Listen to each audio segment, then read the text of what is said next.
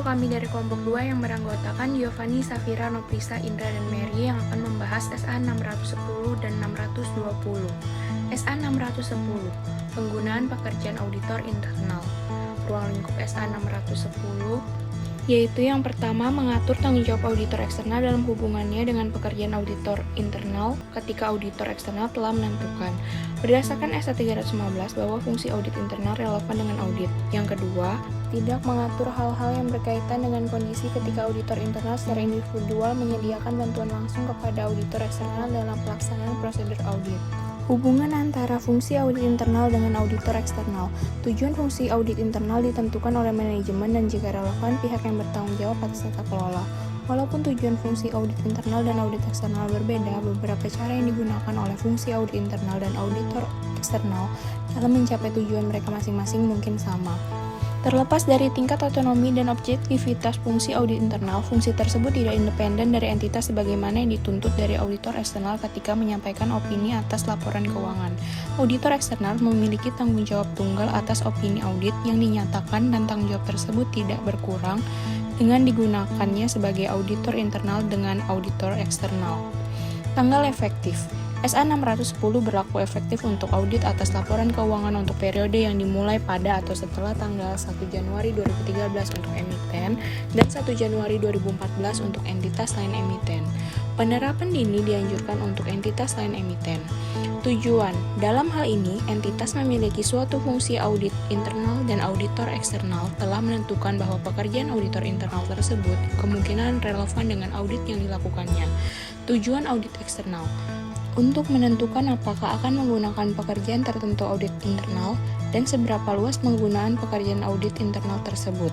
Jika menggunakan pekerjaan tertentu audit internal, menentukan apakah pekerjaan tersebut cukup untuk tujuan audit.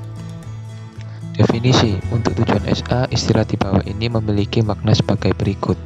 Fungsi audit internal mencakup antara lain pemeriksaan, pengevaluasian, dan pemantauan kecukupan dan keefektivitasan pengendalian internal. Kemudian auditor internal.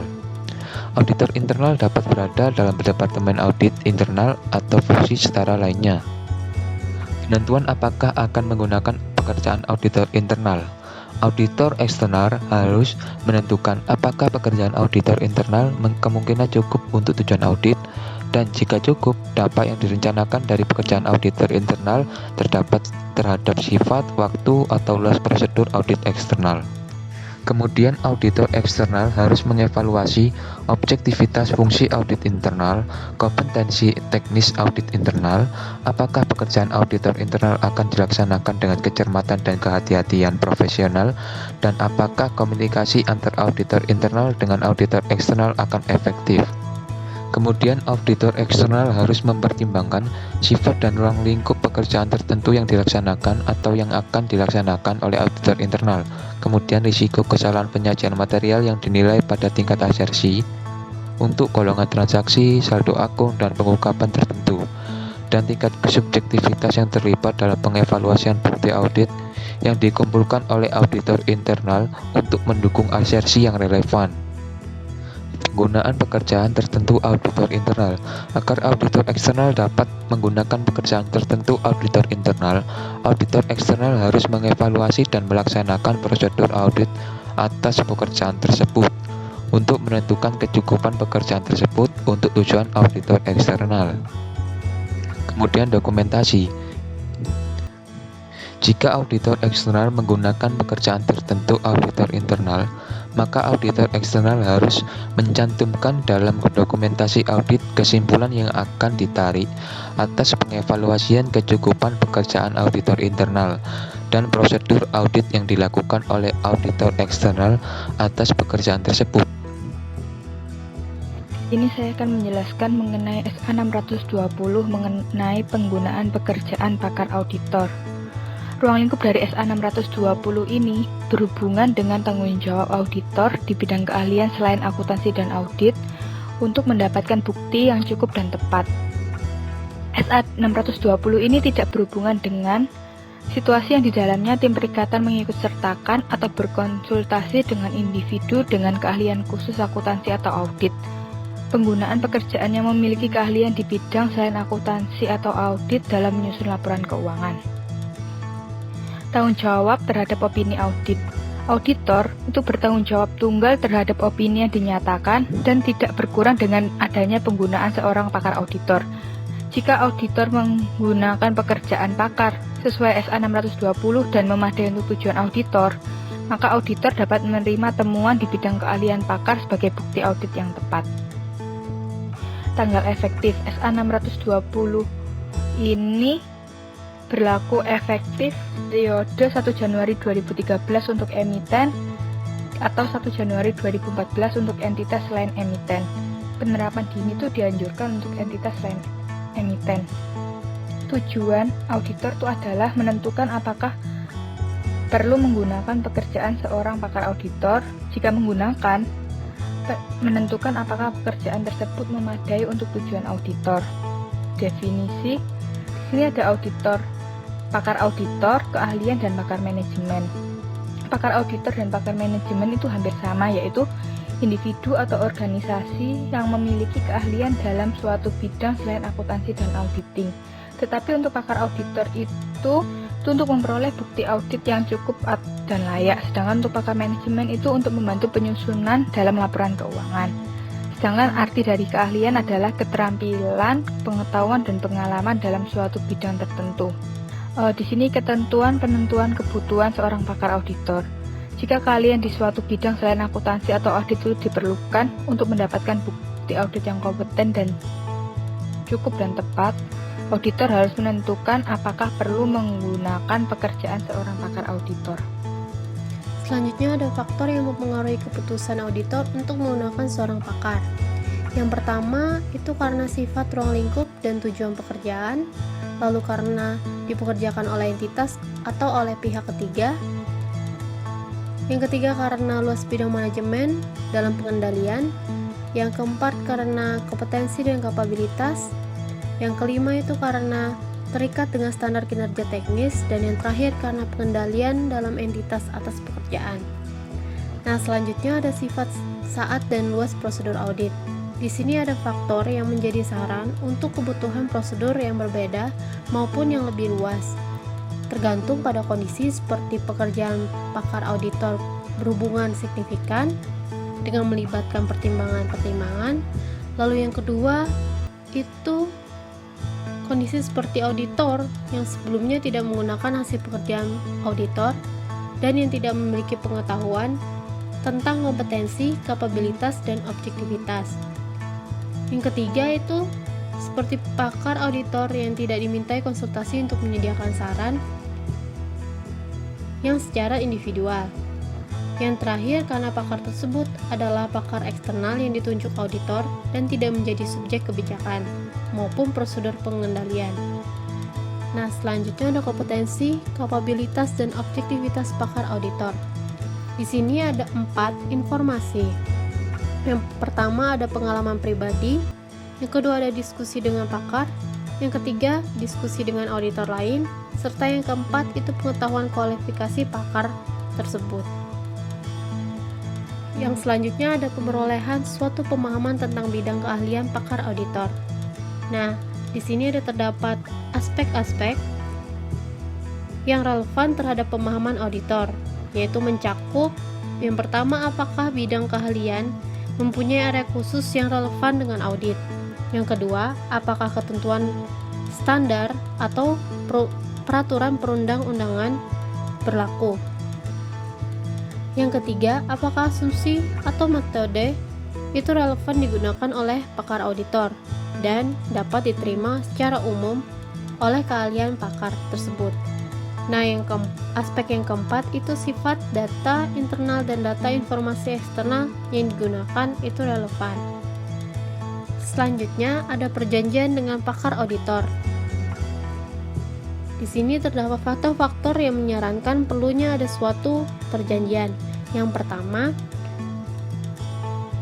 pakar auditor memiliki akses terhadap informasi entitas yang sifatnya rahasia atau sensitif. Lalu tanggung jawab auditor maupun pakar auditor itu berbeda dari yang diharapkan. Yang ketiga, berlakunya peraturan perundang-undangan seperti multi yurisdiksi. Yang keempat, hal yang dituju oleh pekerjaan pakar auditor itu sangat kompleks. Dan yang kelima itu auditor tidak pernah sebelumnya menggunakan pekerjaan. Yang keenam, itu karena semakin luasnya tingkat pekerjaan pakar auditor. Nah, yang terakhir ada evaluasi kecukupan pekerjaan auditor. Di sini ada prosedur spesifik yang digunakan untuk mengevaluasi kecukupan pekerjaan pakar auditor. Nah, yang pertama itu mencakup permintaan keterangan pada pakar auditor. Yang kedua, mereview kertas kerja atau laporan. Yang ketiga itu melakukan prosedur koroborasi seperti mengobservasi pekerjaan. Yang kelima itu mendiskusikan dengan pakar lainnya yang memiliki keahlian yang relevan. Yang kelima atau yang terakhir itu mendiskusikan laporan dengan manajemen. Oke, selanjutnya kita masuk di case.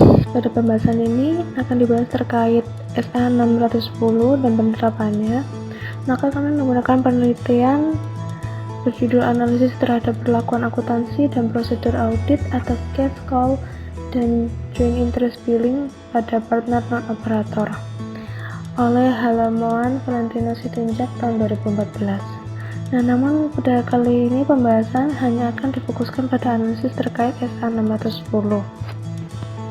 Nah, selanjutnya ada beberapa faktor yang perlu diperhatikan oleh auditor eksternal untuk mengukur seberapa besar auditor eksternal itu dapat menggunakan hasil dari auditor internal.